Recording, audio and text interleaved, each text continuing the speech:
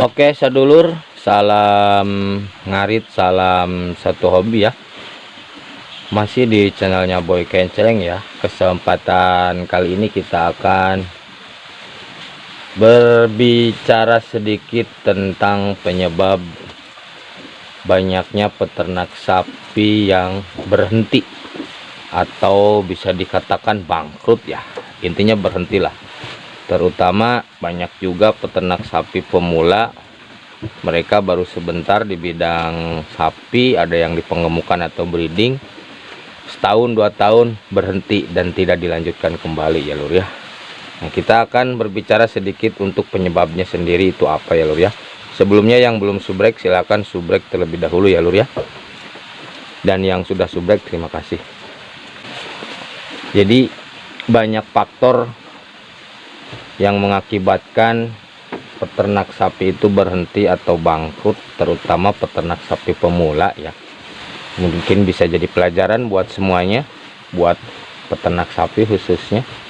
Penyebab yang membuat peternak sapi berhenti diakibatkan atau gara-gara ya, kita langsung saja sebutkan bandar sapi loh. Bandar sapi atau tengkulak atau bos sapi ya, yang biasa jual beli sapi itulah bos mungkin, atau bandar atau apa sih.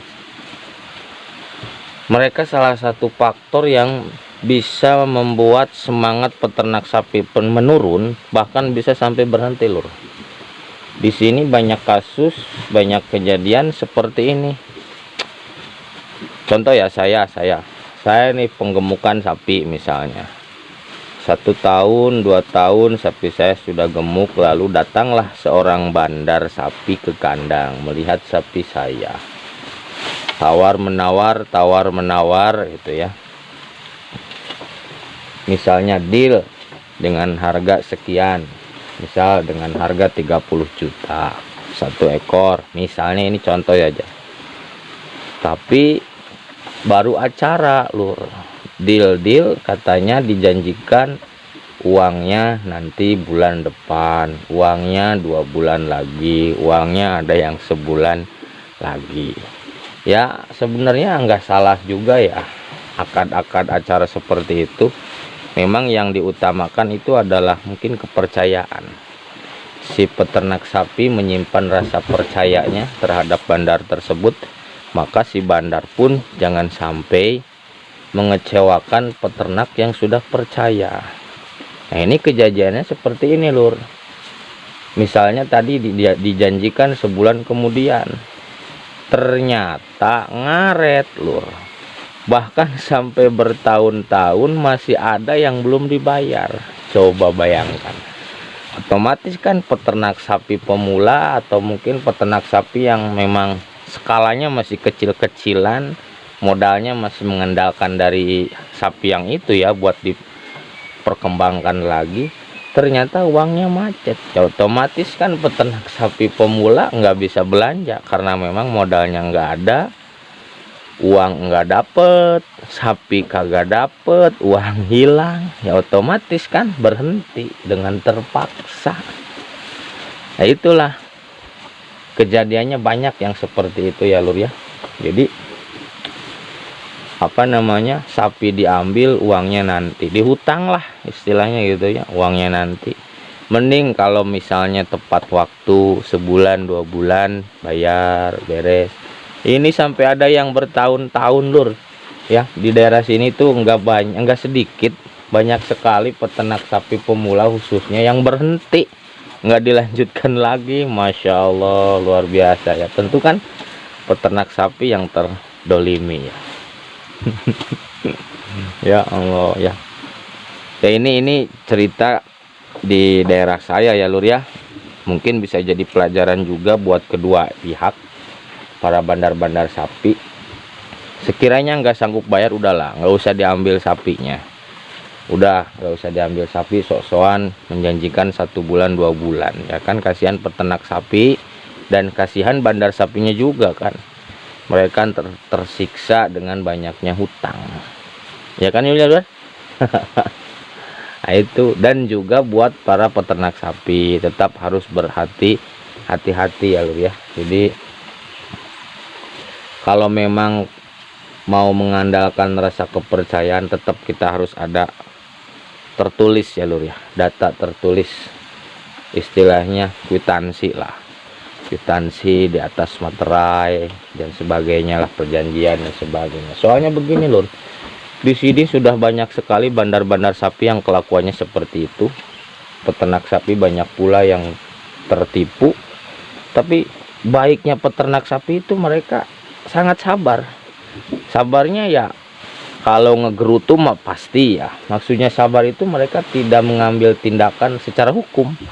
Tidak ada yang melaporkan, nggak tahu, nggak mau ribet, nggak tahu, memang nggak apa namanya, nggak tahu caranya atau bla bla bla lah segala. Pokoknya nggak ada yang ditempuh dengan jalur hukum, nggak ada. Semuanya kekeluargaan. Walaupun mereka terpaksa harus berhenti ternak sapinya, nggak bisa belanja lagi karena sapi nggak ada, uang nggak ada, tapi mereka tetap sabar. Ada yang tiap bulan lagi nggak dapet, ya Allah, masya Allah. Itu kan tentu merugikan peternak sapi ya. Itu salah satu faktor ya yang mengakibatkan atau penyebab peternak sapi berhenti atau bangkrut, yaitu tadi faktornya loh, salah satu ya. Walaupun faktornya banyak sebenarnya ya, bisa di pakan, bisa di tenaga, atau bisa di modal dan sebagainya. Cuma itu yang saya bicarakan ini salah satunya ya. Jadi tujuannya saya membuat video ini ya lur ya, membahas tentang ini, bukan untuk saling menjelekkan dan menjatuhkan khususnya para bandar sapi, bukan. Cuma ini pesan pribadi saya ya, tidak mewakili siapa saja, tapi kalau ada yang merasa terwakili ya syukur alhamdulillah gitu. Jadi untuk para bandar-bandar sapi, sekiranya kalau nggak sanggup bayar, nggak usah lah maksakan sapi, peternak sapinya itu diambil ya, kasihan. Kalau misalnya memang sanggup untuk membayar tapi dengan jangka waktu 1 bulan 2 bulan ya silahkan. Kalau memang yang punya sapinya percaya, tapi titip harus tepat waktu ya lur ya, harus tepat waktu.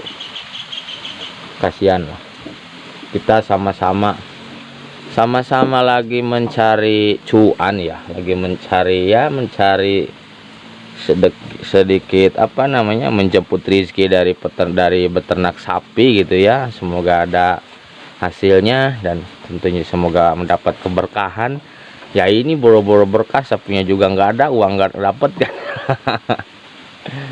Kalau ini bahkan ada lagi nih kasusnya lur, lucu sebenarnya ya, lucu. Ada yang bayar tapi dicicil, coba bayangkan lur. Ada bandar sapi yang punya hutang sapi itu 20 juta.